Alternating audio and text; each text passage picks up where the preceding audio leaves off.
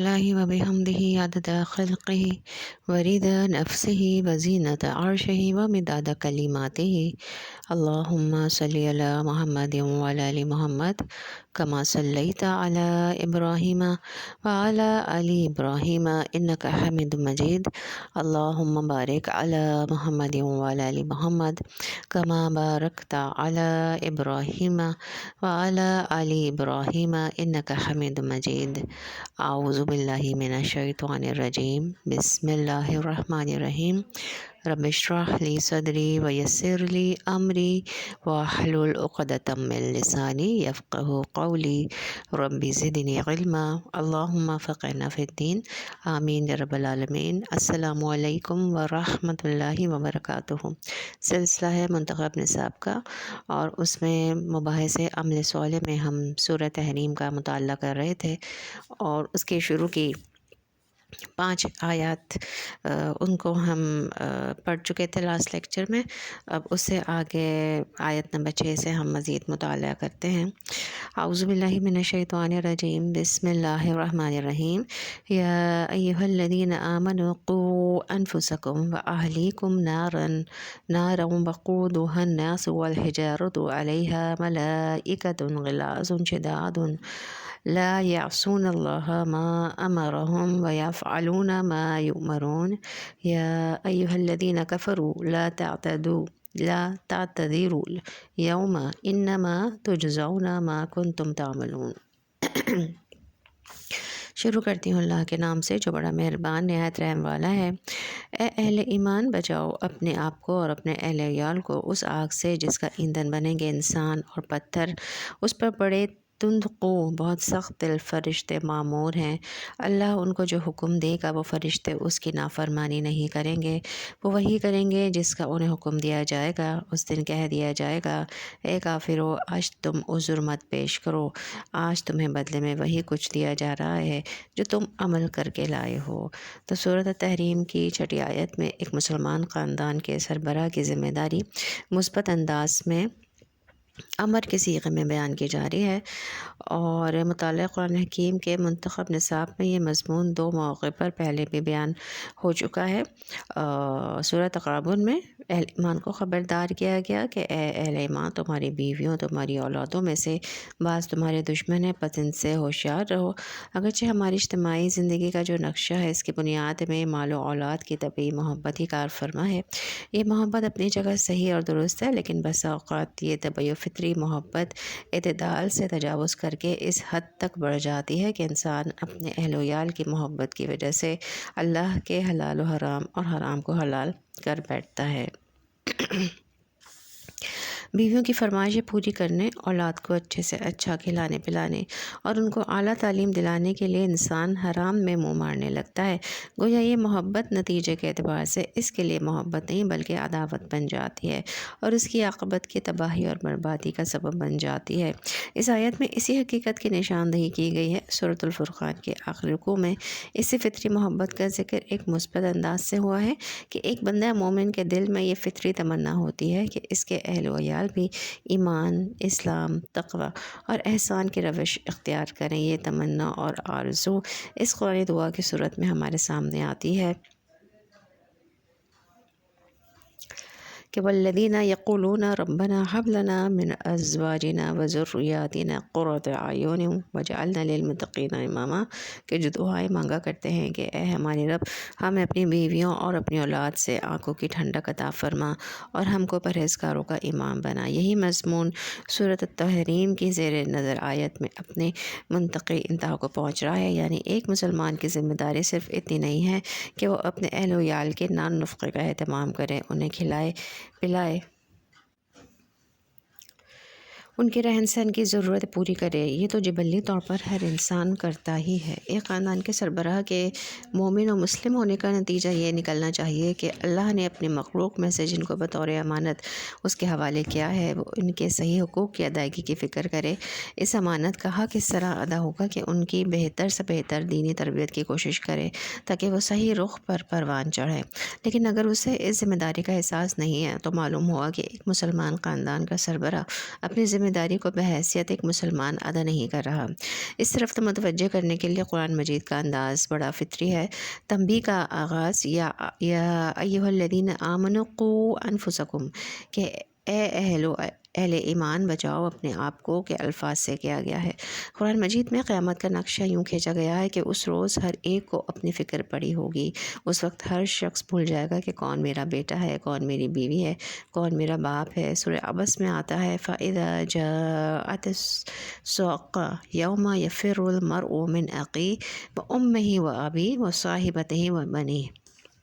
آخرکار جب وہ کان کے بہرے کر دینے والی آواز ہوگی، اس روز آدمی اپنے بھائی اور اپنی ماں اور اپنے باپ اور اپنی بیوی اور اپنی اولاد سے بھاگے گا۔ اور سورۃ المعارج میں فرمایا گیا وَلَا يَسْأَلُ حَمِيمٌ حَمِيمًا يُبَصِّرُونَهُمْ يَوَدُّ الْمُجْرِمُ لَوْ يَفْتَدِي مِنْ عَذَابِ يَوْمَئِذٍ بِبَنِيهِ وَصَاحِبَتِهِ وَأَخِيهِ وَفَصِيلَتِهِ الَّتِي تُؤْوِيهِ وَمَنْ فِي الْأَرْضِ جَمِيعًا ثُمَّ يُنْجِيهِ۔ اور کوئی جگری دوست اپنے جگری دوست کو نہ پوچھے گا، حالانکہ وہ ایک دوسرے کو دکھائے جائیں گے۔ مجرم چاہے گا کہ اس دن کے عذاب سے بچنے کے لیے اپنی اولاد کو، اپنی بیوی کو، اپنے بھائی کو، اپنے قریب ترین خاندان کو جو اسے پناہ دینے والا تھا، اور روئے زمین کے سب لوگوں کو فدیہ میں دے دیں، اور یہ تدبیر اسے نجات دلا دے۔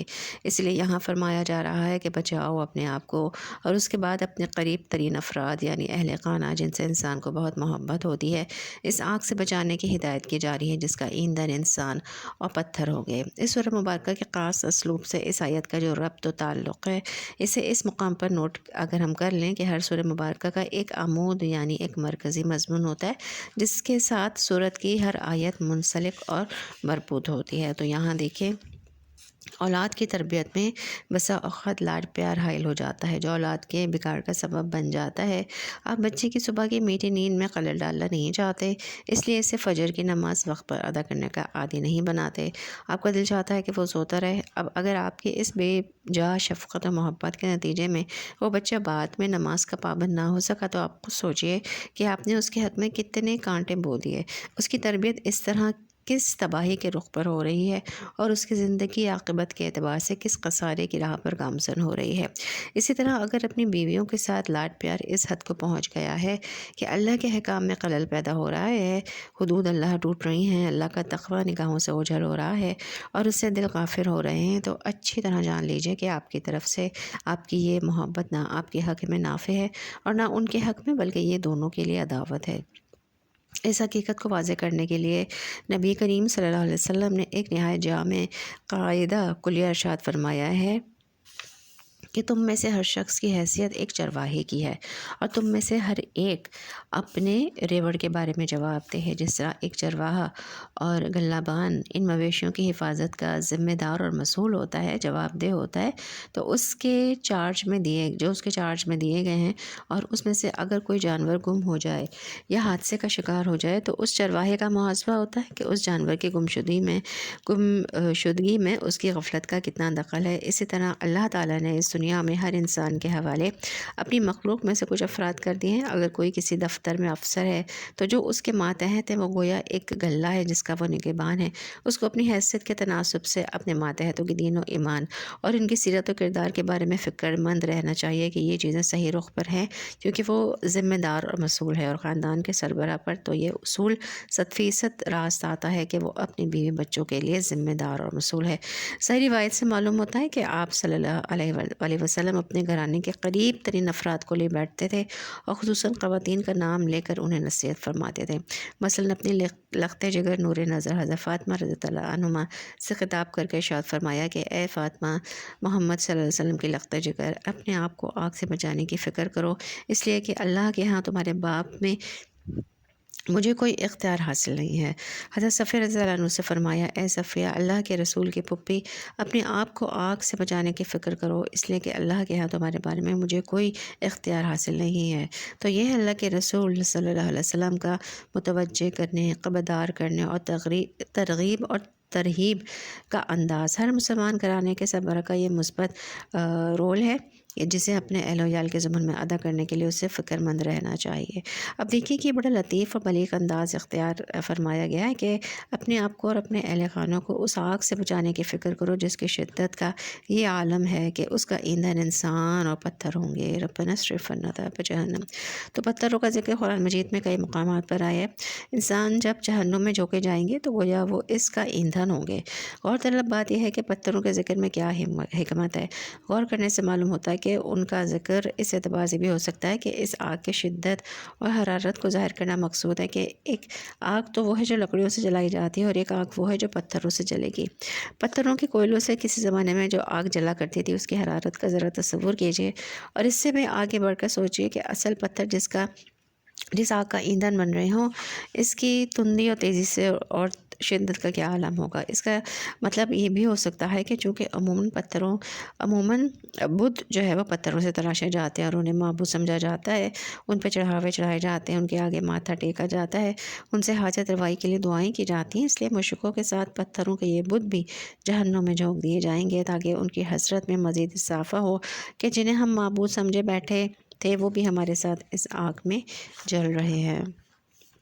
آگے فرمایا گیا اس جہنم پر وہ فرشتے معمور ہیں جو بڑے سخت دل اور تنقو ہیں۔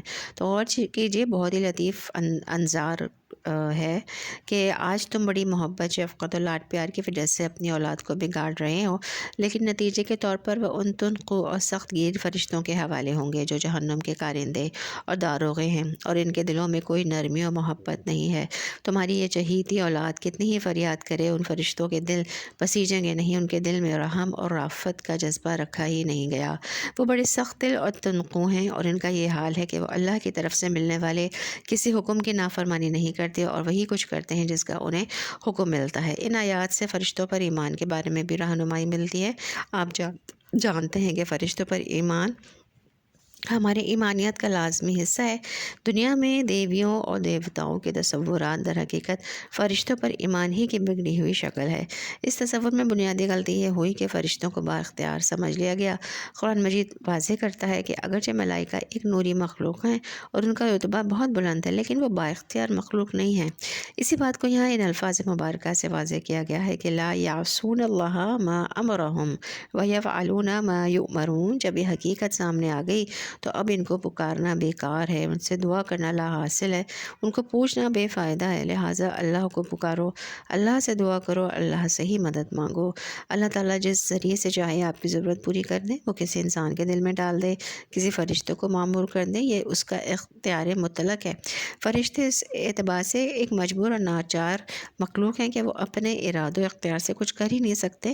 اس کی بڑی خوبصورت وضاحت سورہ مریم میں آئی ہے۔ متعلقہ آیت کے بین السطور سے معلوم ہوتا ہے کہ نبی کریم صلی اللہ علیہ وسلم نے حضرت جبریل علیہ السلام سے شکوہ کیا کہ اے جبریل، آپ وقفے وقفے سے آتے ہیں، ہمیں انتظار رہتا ہے۔ اس شکوے کا حضرت جبریل علیہ السلام سے اللہ تعالیٰ نے جواب دلوایا کہ وَمَا نَتَنَزَّلُ إِلَّا بِأَمْرِ رَبِّكَ لَهُ مَا بَيْنَ أَيْدِينَا وَمَا خَلْفَنَا وَمَا بَيْنَ ذَلِكَ وَمَا كَانَ رَبُّكَ نَسِيًّا۔ اور اے نبی صلی اللہ علیہ وسلم، ہم آپ کے رب کے حکم کے بغیر نہیں اترا کرتے، اور جو کچھ ہمارے آگے ہے، جو کچھ پیچھے ہے، اور جو کچھ اس کے درمیان ہے، ہر چیز کا مالک وہی ہے، اور آپ کا رب بھولنے والا نہیں ہے۔ تو یعنی نزول وحی میں وقفہ کسی بھول کے باعث نہیں ہوتا، بلکہ اللہ کی حکمت بالغہ کی وجہ سے ہوتا ہے۔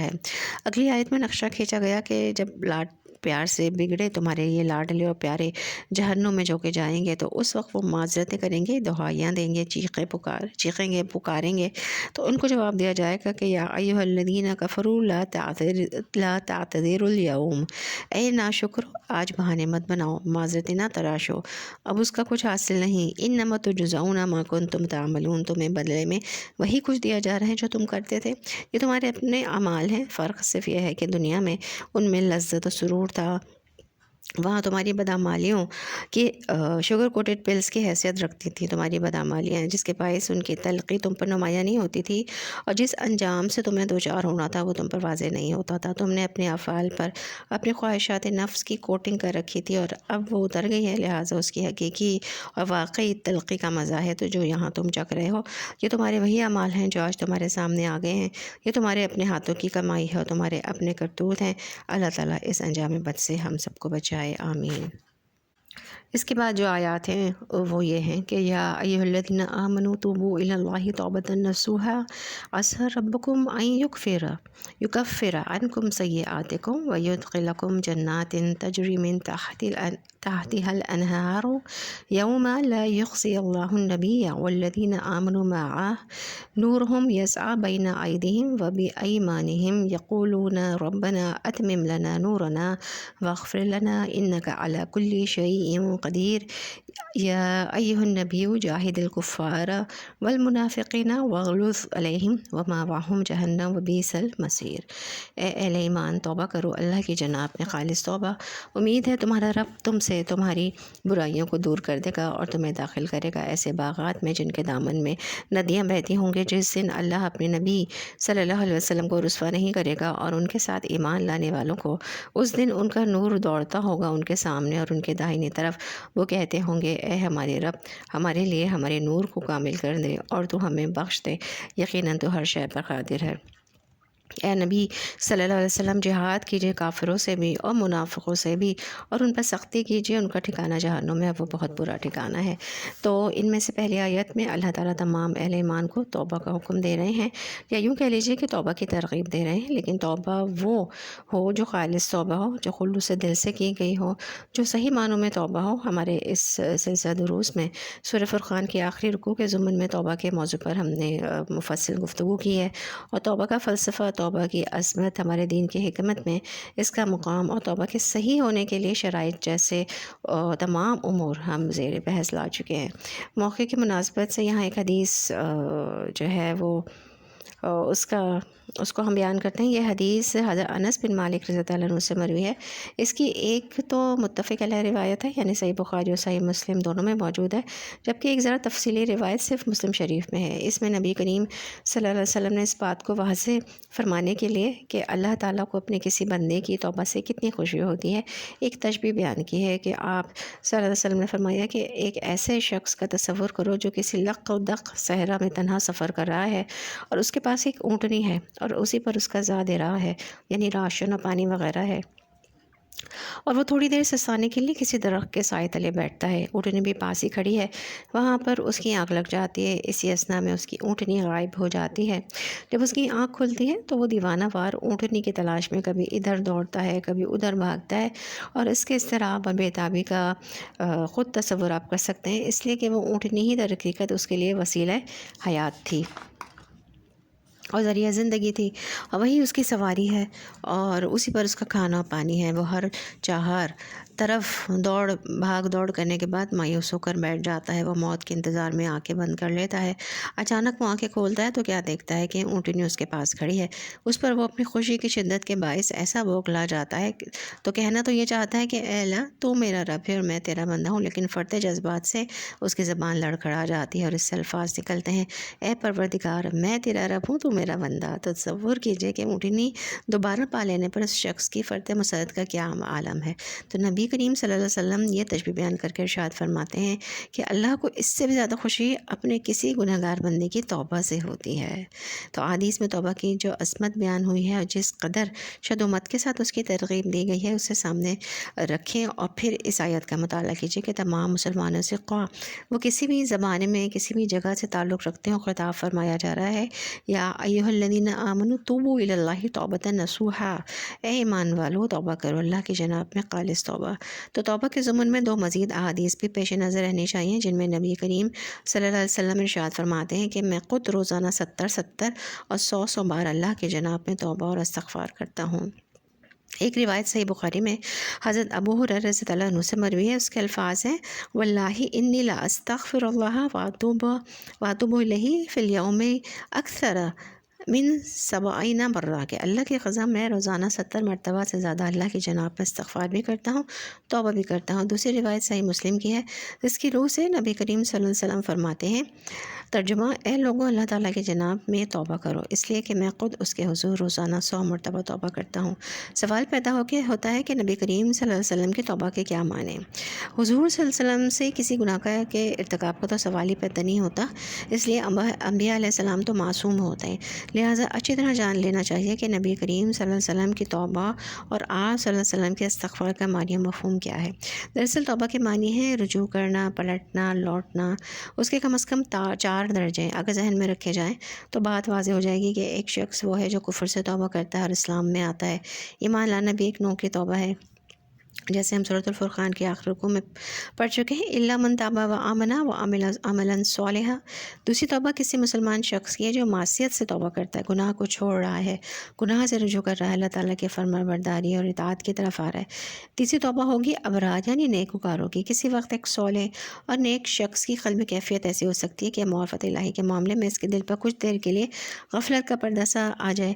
وہ محض غفلت ہے، اس لیے اس سے کسی معصیت کا ارتکاب نہیں ہوا، اسے محض یہ احساس ہوا کہ میرے قلب پر کچھ دیر کے لیے غفلت کا حجاب طاری رہا ہے۔ اب وہ غفلت سے استعذار اللہ فی القلب کی جانب رجوع کر رہا ہے اور دل میں اللہ کی یاد کو حاضر کرنے کے لیے اللہ کے ذکر کی طرف متوجہ ہو رہا ہے۔ یہ بھی توبہ ہے۔ پھر ایک توبہ مقربین بارگاہ الہی کی ہے، یعنی ان کے قلب کا جو مضبوط تعلق اور رابطہ اللہ تعالیٰ کے ساتھ استوار رہتا ہے، اس کی شدت میں اگر کبھی کوئی کمی محسوس ہوتی ہے تو اس حساسیت کے باعث وہ اس سے بھی توبہ کرتے ہیں اور اپنے تعلق مع اللہ کی اسی سابقہ شدت کی طرف رجوع کرتے ہیں۔ یہ ہے وہ کیفیت جس کو مقربین یعنی انبیاء علیہ السلام کی توبہ میں شمار کیا جاتا ہے۔ تو جب ان نفوس سے قدسیہ کو یہ محسوس ہو کہ کسی مصروفیت کے باعث ان کے تعلق مع اللہ کی شدت میں ذرا سی بھی کمی ہو گئی ہے تو وہ اس سے بھی توبہ کرتے ہیں اور رجوع فرماتے ہیں۔ اسی تناظر میں آپ سمجھیے کہ کوئی صاحب ایمان ایسا نہیں کہ جو اس حکم یا اس ترغیب کا مخاطب نہ ہو کہ یا ایھا الذین آمنوا توبوا الی اللہ توبۃ نصوحا، اے ایمان والو اللہ کی جناب میں توبہ کرو، خالص توبہ۔ خالص توبہ کون سی ہوگی؟ اس کے متعلق عرض کیا جا چکا ہے کہ کم از کم 3 شرطیں پوری ہوں تو وہ خالص توبہ ہوگی۔ اگر حقوق اللہ کے ضمن میں کوتاہی ہوئی ہے تو شدید پشیمانی نمبر 1، نمبر 2 مصمم ارادہ ہو کہ میں آئندہ اس کا ارتکاب نہیں کروں گی، اور نمبر 3 انسان اس گناہ کے کام کو فی الفور چھوڑ دے۔ اور اگر حقوق العباد کا معاملہ ہے تو مزید ایک شرط یہ ہوگی کہ یا تو اس شخص سے جس کی حق تلفی کی گئی ہے معافی حاصل کرے یا اپنے کسی عمل سے اس کے نقصان کی تلافی کرے۔ اس خالص توبہ کا مقام اور مرتبہ کیا ہے؟ اسے اسی آیت میں آگے فرمایا جا رہا ہے، عسیٰ ربکم ان یکفر عنکم سیئاتکم، کہ عسیٰ اور اللہ کے الفاظ عام طور پر شاید کے معنی میں آتے ہیں، لیکن قرآن مجید میں جب یہ الفاظ اللہ کی طرف سے منسوب ہو کر وارد ہوتے ہیں تو شاہانہ انداز کلام کی روح سے اس کے معنی ہوتے ہیں تاکہ اور امید ہے کہ، یعنی اس میں بشارت کا پہلو ہوتا ہے۔ لہٰذا ترجمہ یہ ہوگا کہ امید ہے کہ اللہ تعالیٰ تم سے تمہاری برائیوں کو دور فرما دے گا۔ وَيُدْخِلُكُمْ جَنَّاتٍ تَجْرِي مِن تَحْتِهَا الْأَنْهَارُ، اور تمہیں ان باغات میں داخل فرمائے گا جن کے دامن میں ندیاں بہتی ہوں گی۔ تو آگے فرمایا کہ اس دن یعنی قیامت کے روز سب کے لیے رسوائی ہوگی سوائے انبیاء کرام علیہ السلام کے، ان کے پیروکار، اور ان سب سے بڑھ کر النبی القاتم جناب محمد حضرت محمد مصطفیٰ صلی اللہ علیہ وسلم اور ان کے ساتھی اہل ایمان اس رسوائی سے بچے ہوئے ہوں گے۔ یوم لا یخزی اللہ النبی والذین آمنوا معہ، آگے فرمایا نورہم یسعی بین ایدیہم وبایمانہم، اس کا نور ان کے سامنے اور ان کے داہنے طرف دوڑتا ہوگا۔ یہ بات جان لیجئے کہ انسان کے ایمان کا میل مقام اس کا قلب ہے۔ ایمان حقیقت میں ایک روشنی ہے، ایک نور ہے۔ یہ بات ہم سورہ نور کی آیت نور کے حوالے سے پہلے سمجھ چکے ہیں۔ اس قلب میں جو نور ایمان ہے وہ میدان حشر میں ظاہر ہو جائے گا اور اس کی روشنی انسان کے سامنے پڑے گی۔ اسی طرح انسان کے نیک اعمال میں بھی ایک نورانیت ہے، البتہ اس دنیا میں اس کا ظہور نہیں ہوتا، میدان حشر میں اس کا ظہور ہوگا۔ اور نیک کاموں کا کمانے والا عام طور پر انسان کا داہنا ہاتھ ہوتا ہے، لہٰذا میدان حشر میں انسان کے نیک اعمال کا نور اس کی داہنی جانب نمایاں ہوگا۔ نورہم یسعی بین ایدیہم وبایمانہم، دوڑتا ہوگا اس کا نور ان کے آگے اور ان کی داہنی طرف۔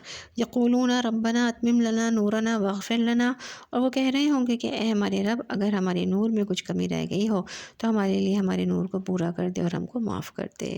تو نبی کریم صلی اللہ علیہ وسلم نے ارشاد فرمایا کہ میدان حشر میں یہ نور ہر شخص کو اس کے مقام اور مرتبے کے اعتبار سے ملے گا۔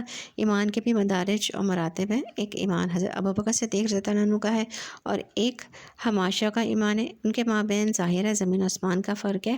اگر ہمیں ایمان کی ذرا سی بھی رمق میسر ہو تو وہ بھی ہمارے لیے بہت بڑی کامیابی ہے۔ کہاں صحابہ کرام رضی اللہ عنہم کا نور ایمان اور کہاں ہمارا ایمان۔ حضور صلی اللہ علیہ وسلم نے فرمایا کہ اس روز میدان حشر میں لوگوں کو جو نور ملے گا تو کسی کا نور اتنا ہوگا کہ جیسے وہ مدینے میں ہو اور اس کی روشنی ثنا یعنی یمن کے دارالحکومت تک پہنچ جائے، اور کسی کا نور بس اس قدر ہوگا کہ اس کے قدموں کے سامنے روشنی ہو جائے، اور جس کو اس روز اتنا نور مل جائے تو وہ بھی بڑے نصیب والے اور بڑے کامیاب اور کامران لوگ شمار ہوں گے، کیونکہ وہ اس کٹھن اور سخت مرحلے سے گزر جائیں گے جس سے آگے ان کی منزل مراد یعنی جنت ہے۔ کم نور والوں کے نور کی حیثیت گویا اس ٹارچ کی روشنی کیسی ہوگی جس کو لے کر انسان کسی پگڈنڈی پر چل تو لیتا ہے۔ بس اس کٹھن مرحلے کے لیے فرمایا کہ وہ لوگ دعا کر رہے ہوں گے کہ اے ہمارے رب، ہمارے نور میں ہمارے کوتاہیوں کے باعث کمی رہ گئی ہے، بس تو ہمارے اس نور کا اہتمام فرما دے، یعنی اس کو پورا کر دے اور ہماری کوتاہیوں سے درگزر فرما دے، ہمیں بخش دے۔ یہ ہمارے گناہ ہیں جس کی وجہ سے ہماری نورانیت میں کمی رہ گئی ہے، تو وہ اپنے خزانہ خاص فضل سے، اپنے خصوصی اختیار سے اس کمی و تقصیر کی تلافی فرما دے، اس لیے کہ انک علی کل شیء قدیر، یقیناً تجھے ہر شے کا اختیار حاصل ہے۔ اس کے بعد اگلی آیت میں نبی کریم صلی اللہ علیہ وسلم سے خطاب ہے، اور بظاہر یہ آیت اس سورت کے مضامین سے غیر متعلق سے معلوم ہوتی ہے۔ ابھی تک ساری باتیں صلی اللہ علیہ مصطفیٰ صلی اللہ علیہ وسلم کے گھر والوں سے متعلق، اہل ایمان سے متعلق اور مسلمانوں کے آئلی نظام سے متعلق تھی، لیکن یہاں یہ بات فرمائی گئی کہ یا ایھا النبی جاہد الکفار والمنافقین واغلظ علیہم، کہ اے نبی صلی اللہ علیہ وسلم آپ کفار اور منافقین سے جہاد کیجیے، ان پر سختی کیجیے، وہ آپ کی نرمی، آپ کی مروت اور آپ کی شفقت اور آپ کی رحمت عمومی سے فائدہ اٹھانے نہ پائیں، تو وہ تو غلظت اور سختی کے مستوجب ہو چکے ہیں، ان کا ٹھکانہ جہنم ہے اور وہ بہت ہی برا ٹھکانہ ہے۔ تو آج کے لیے ہم اتنا ہی رکھتے ہیں، اس سے آگے انشاءاللہ نیکسٹ لیکچر میں۔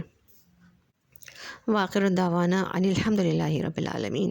اب وقت ہے کتاب شہر رمضان کے پڑھنے کا، اور اس میں جو آج ٹاپک ہے ہمارے پاس وہ یہ ہے رمضان و سنت الاعتکاف، رمضان اور اعتکاف کی سنت۔ اللہ تعالیٰ کا قرب حاصل کرنے کے لیے عبادت کی غرض سے مسجد میں رہنا اعتکاف کہلاتا ہے۔ یہ سنت موقدہ کفایہ ہے، یعنی اگر بڑے شہروں میں دیہاتوں میں کوئی بھی اعتکاف نہ کرے تو سب کے ذمے ترک سنت کا وبال رہتا ہے، اور اگر کوئی ایک بھی اعتکاف کر لے تو سب کی طرف سے سنت ادا ہو جاتی ہے۔ اس کی مدت رمضان کا تیسرا عشرہ یعنی آخری 10 دن ہے، اور اس مدت میں دنیاوی کاموں، نفسانی خواہشات، دل پسند مشاغل اور اہل و عیال سے الگ ہو کر خود کو صرف اللہ کی عبادت کے لیے وقف کر دیا جاتا ہے۔ حضرت ابو ہریرہ رضی اللہ عنہ سے روایت ہے، صحیح بخاری کی حدیث ہے، ہر سال رمضان میں نبی صلی اللہ علیہ وسلم 10 دن اعتکاف فرماتے، لیکن وفات کے سال آپ صلی اللہ علیہ وسلم نے 20 دن اعتکاف فرمایا۔ اگر کسی کو اعتکاف کے لیے 10 دن میسر نہ آ سکیں تو جتنے دن میسر ہوں اتنے دنوں ہی کا اعتکاف کر لینا چاہیے۔ حضرت عبداللہ بن عمر رضی اللہ عنہ سے روایت ہے، حضرت عمر رضی اللہ عنہ نے نبی کریم صلی اللہ علیہ وسلم سے پوچھا، صحیح بخاری کی روایت ہے کہ اے اللہ کے رسول صلی اللہ علیہ وسلم، میں نے زمانہ جاہلیت میں مسجد حرام میں ایک رات کا اعتکاف کرنے کی نظر مانی تھی۔ آپ صلی اللہ علیہ وسلم نے فرمایا کہ اپنی نظر پوری کرو۔ اور اسی طرح سے سنن ابی داؤد کی روایت ہے، حضرت عائشہ صدیقہ رضی اللہ عنہ فرماتی ہیں کہ اعتکاف کرنے والوں کے لیے اعتکاف کے معاملے میں سنت یہ ہے کہ وہ نہ مریض کی عیادت کرے، نہ جنازے میں جائے، نہ عورت کو ہاتھ لگائے اور نہ اسے مباشرت کرے، نہ کسی حاجت کے لیے مسجد سے نکلے سوائے اس حالت کے کہ جس کے لیے مسجد سے نکلنے کے سوا کوئی چارہ نہ ہو، اور اعتکاف روزے کے بغیر نہیں ہوتا، اور اعتکاف نہیں ہوتا مگر صرف جامع مسجد میں۔ تو رمضان کی 20 تاریخ کو فجر کی نماز کے بعد مسجد میں اعتکاف کے لیے بیٹھنا سنت ہے، اور جب عید کا چاند نظر آئے تب اعتکاف سے باہر آ جائیں۔ اعتکاف کے لیے روزہ رکھنا لازمی ہے، عورتوں کو بھی اعتکاف کرنا چاہیے۔ حضرت عائشہ رضی اللہ عنہ سے روایت ہے، نبی کریم صلی اللہ علیہ وسلم رمضان کا آخری عشرہ اعتکاف فرمایا کرتے، یہاں تک کہ آپ صلی اللہ علیہ وسلم نے وفات پائی تو آپ صلی اللہ علیہ وسلم کے بعد آپ صلی اللہ علیہ وسلم کی ازواج مطہرات نے اعتکاف کیا۔ تو کرنے کے کام کیا ہیں کہ زندگی کے اہم مصروفیات کا متبادل بندوبست ہو سکے تو اعتکاف ضرور کریں، خود اعتکاف نہ کر سکے تو گھر سے کسی اور فرد کو اعتکاف کرنے میں مدد دیں۔ اعتکاف کو مؤثر انداز میں گزارنے کے لیے اوقات کی تقسیم کریں، نوافل، تلاوت تلاوت قرآن، دعاؤں، ذکر اذکار، مطالعہ کتب اور غور و فکر میں وقت گزاریں، اور ہر قسم کے غیر مفید کاموں مشاغل سے اجتناب کریں۔ مزید میں اس اعتکاف کے دوران دیگر ساتھیوں کے ساتھ غیر ضروری گفتگو، بحث و مباحثہ یا لڑائی سے گریز کریں۔ اعتکاف کا مقصد خلوت یعنی گوشہ نشینی ہے، اس لیے غیر ضروری میل ملاقات سے پرہیز کریں اور دوران اعتکاف کسی بھی تکلیف پر صبر و تحمل کا مظاہرہ کریں۔ تو الحمدللہ یہ ہمارا ٹاپک مکمل ہوا۔ الحمدللہ رب العالمین، الصلاۃ والسلام علی رسول الکریم، سبحان ربک رب العزت عما یصفون وسلام علی المرسلین والحمدللہ رب العالمین۔ مجلس کے اختتام کی دعا: سبحانک اللہم و بحمدک، نشہد ان لا الہ الا انت، نستغفرک و نتوب الیک۔ السلام علیکم ورحمۃ اللہ وبرکاتہ۔